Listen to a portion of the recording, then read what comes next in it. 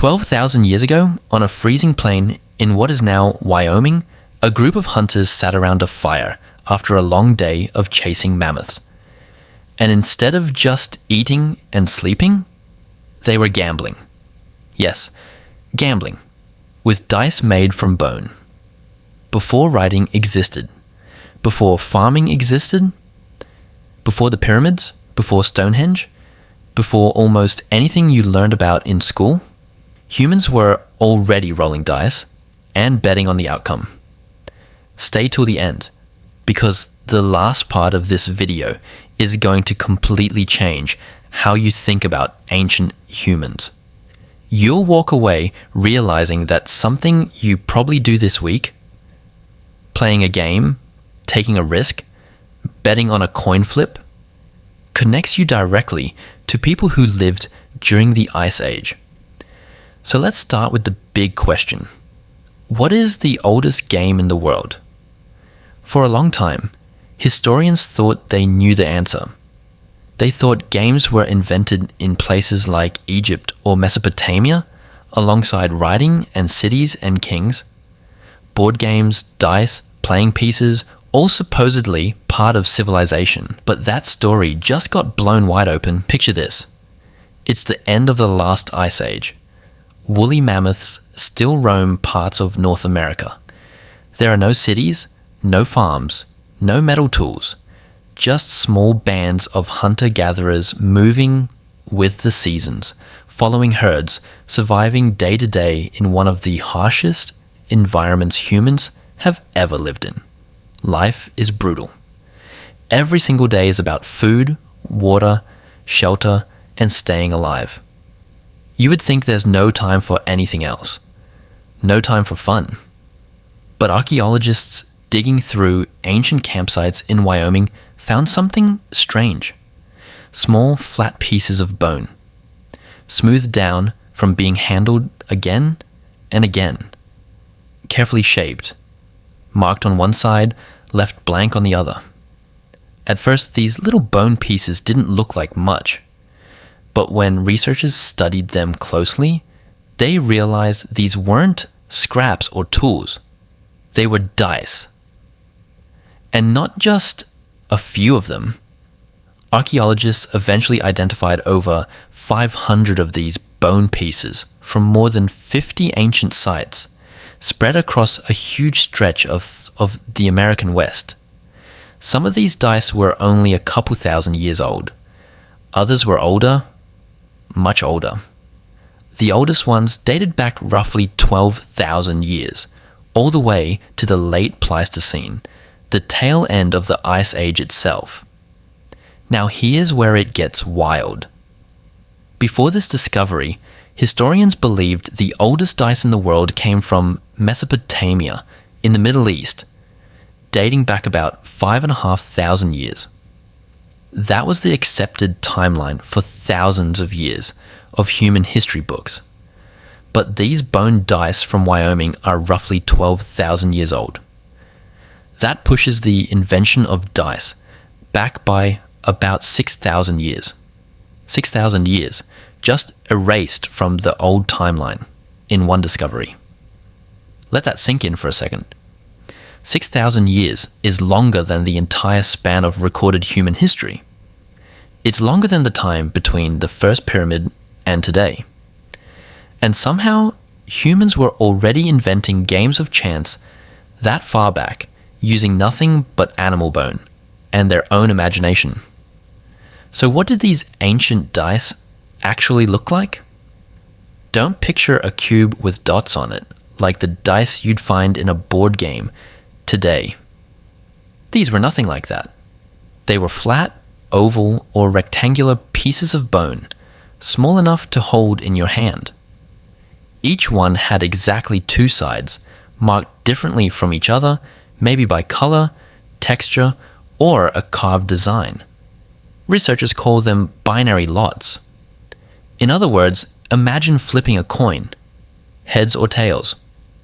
That's basically what these ancient people were doing, except instead of a metal coin, they were tossing carved pieces of bone onto the ground and watching which side landed up. Now picture the scene for real. A group of hunters, huddled together after a freezing day out on the plains, gathered close to a fire for warmth. Someone pulls out a handful of these bone pieces. They toss them onto a hide or a flat patch of dirt. Everyone leans in to see which side lands face up. Maybe there are stakes involved. Maybe someone wins a bit of food, or a tool, or bragging rights for the night. It's not so different from a group of friends today gathered around a table, playing cards or rolling dice at a casino. Strip away the electricity, the plastic, the neon lights, and you're left with the exact same basic human instinct. Take a risk, test your luck, see what happens. And here's the part that really flips the script on what we thought about ancient humans. These games weren't just idle fun to kill time. Researchers studying these bone dice believe they served a much deeper purpose. Life for hunter-gatherers wasn't just about hunting animals. It was about connecting with other groups of people. As small bands crossed paths out on the plains, meeting strangers could be dangerous, or it could be an opportunity. Games like this may have acted as a kind of social glue, a way to build trust with people you'd never met before. Think about it. If you meet a stranger out in the wilderness, you're not just going to hand them your spear and hope for the best. But if you sit down and play a game together, laugh, take turns, maybe lose a little friendly wager, something shifts. You've just shared an experience. You've tested each other in a low-stakes way. That stranger starts to feel a little less like a threat and a little more like a person. In other words, one of the earliest known games in human history may have been one of humanity's earliest tools for making peace with strangers. Not a weapon, not a trade good, a game. Now let's fast forward a bit, because dice weren't the only ancient game humans invented. Thousands of years after those Ice Age hunters were tossing bone pieces on the plains, on the other side of the world in ancient Egypt, people were playing a board game called Senet. This game is roughly 5,000 years old, and archaeologists have actually found full Senet boards, complete with playing pieces, buried alongside Egyptian tombs. The Egyptians believed the game had spiritual meaning, almost like it represented a soul's journey through the afterlife.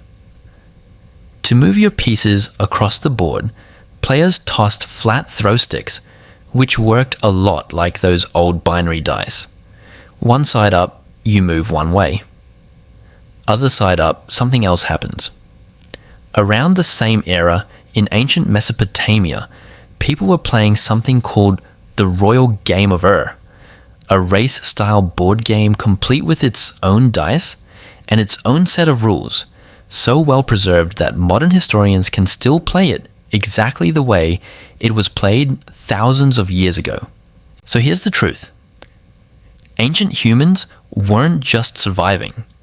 They weren't primitive people stumbling through life with nothing but fear and hunger on their minds. They rolled bones across dirt floors. They bet on outcomes they couldn't control. They laughed when they lost, and they laughed even harder when they won. Because somewhere deep inside them, they understood something we sometimes forget today. A healthy mind needs more than food and shelter. It needs joy. It needs challenge. It needs connection. Games weren't a distraction from survival. Games were part of survival. They kept minds sharp, kept bonds strong, and kept spirits alive, even in the hardest, coldest, most uncertain moments of human history. Ancient humans weren't just living their lives, they were enjoying them. And that die you roll today, that coin you flip, that little bet you place just for fun, it's proof of something beautiful. being human was never just about staying alive. It was always about finding a reason to smile while you did it.